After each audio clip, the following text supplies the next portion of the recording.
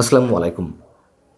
লন্ডনের গবেষণা প্রতিষ্ঠান চ্যাথাম হাউস তারা তাদের ওয়েবসাইটে গত কয়েকদিন আগে Bangladesh needs a democratic reset, will the election deliver ইট, এই শিরোনামে একটি লেখা প্রকাশ করেছে এবং যেখানে আওয়ামী লীগ কীভাবে ফিরে আসতে পারে, বাংলাদেশের ভবিষ্যৎ কী, এসব বিষয়ে আলোচনা করা হয়েছে।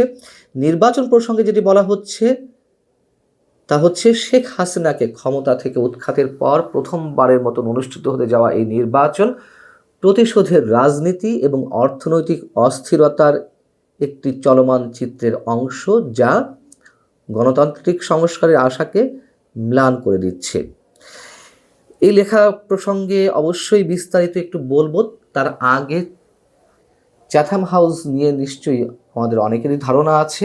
যারা নামটি শোনেননি তাদের উদ্দেশ্যে একটু বলি যে ব্রিটেনে প্রতিষ্ঠিত আন্তর্জাতিক গবেষণামূলক এই প্রতিষ্ঠান বিশ্ব রাজনীতির জটিল বিষয়গুলো নিয়ে আলোচনা গবেষণা করে থাকে। প্রথম বিশ্বযুদ্ধের পর বিশ্ব শান্তি, নিরাপত্তা ও স্থিতিশীলতা রক্ষার লক্ষ্যে 1920 সালে গড়ে ওঠে এই প্রতিষ্ঠানটি।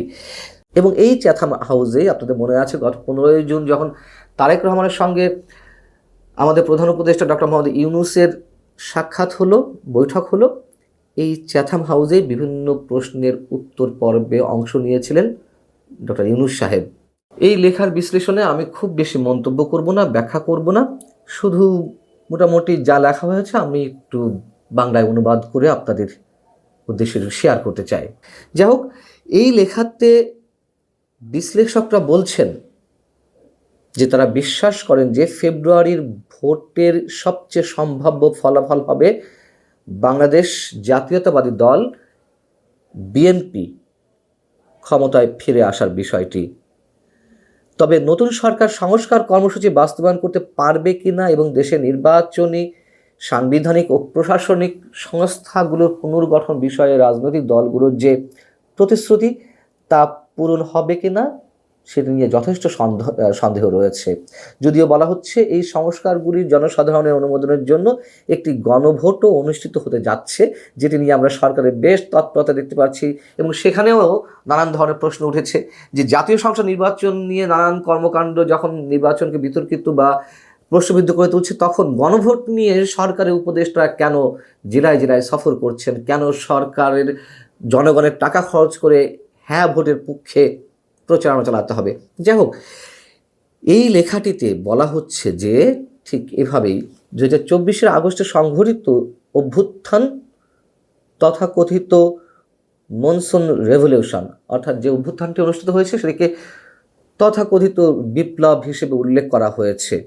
বলা হচ্ছে বাংলাদেশের ইতিহাস জুড়ে আমরা প্রায়শই সহিংস প্রতিশোধের রাজনীতির যে চক্র দেখেছি, তার পরিপ্রেক্ষিতে দেশটিতে প্রকৃত জাতীয় ঐক্যর দিকে কোনো আন্দোলন দেখা যায়নি।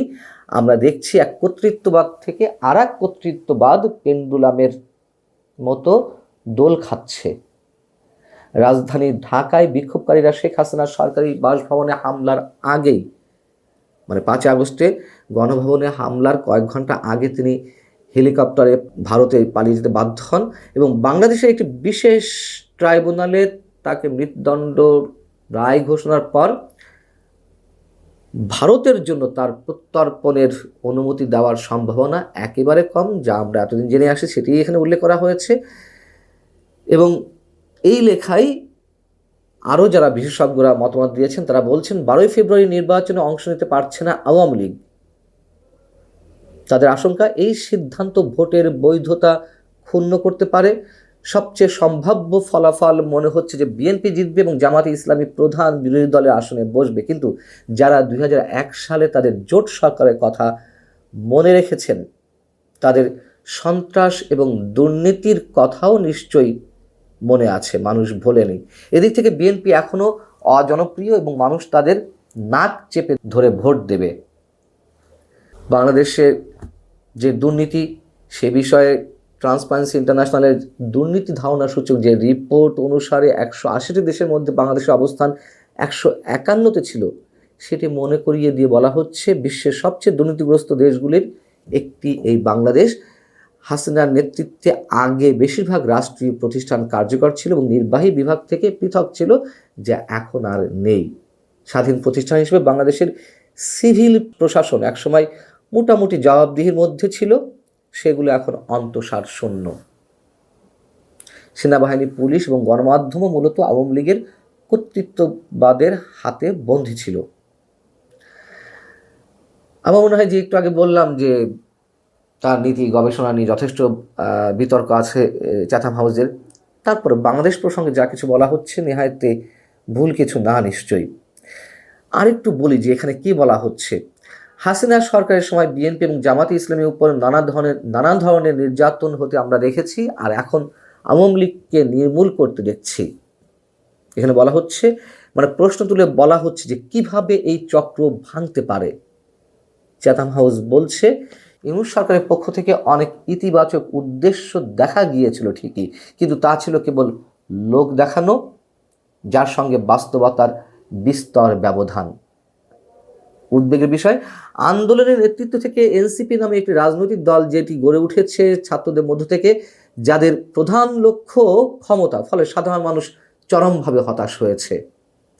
অর্থনৈতিকভাবেও বাংলাদেশ এই মুহূর্তে বিপজ্জনক অবস্থানে। দেশটির প্রাকৃতিক সম্পদ কম এবং অধিকাংশ ক্ষেত্রেই আমদানি নির্ভর। চীন, পাকিস্তান এবং তুরস্কের সাথে একটি নতুন জোটের দিকে আকৃষ্ট হওয়ায় দেশটির জন্য আরও বেশি ঝুঁকিপূর্ণ হয়ে দাঁড়িয়েছে। আগামী নির্বাচনে বিএনপি জয়লাভ করবে কিনা এবং আওয়ামী লীগের ক্রোনো ক্যাপিটালিজম মডেলটি প্রতিলিপি করবে কিনা তা এখনও বলা যাচ্ছে না। তবে আওয়ামী লীগ ফিরে আসার ক্ষেত্রে যে পথ রয়েছে তা হলো আরেকটি বিদ্রোহের সম্ভাবনা। এর বাইরে আপাতত খুব বেশি কিছু দেখা যাচ্ছে না। এই হচ্ছে মোটামুটি চ্যাথাম হাউসের যেই গুরুত্বপূর্ণ দেখা, তাই মোটামুটি এখানে বলা হয়েছে। কিন্তু প্রশ্ন হচ্ছে যে আওয়ামী লীগ ফিরবে, তার জন্য আরেকটি বিদ্রোহের দরকার। সেটি আসলে কিভাবে হবে, কিভাবে সম্ভব? আওয়ামী লীগ ততটা সংগঠিত হয়ে পেরেছে, মানে সংগঠিত হতে পেরেছে কিনা এর মধ্যে?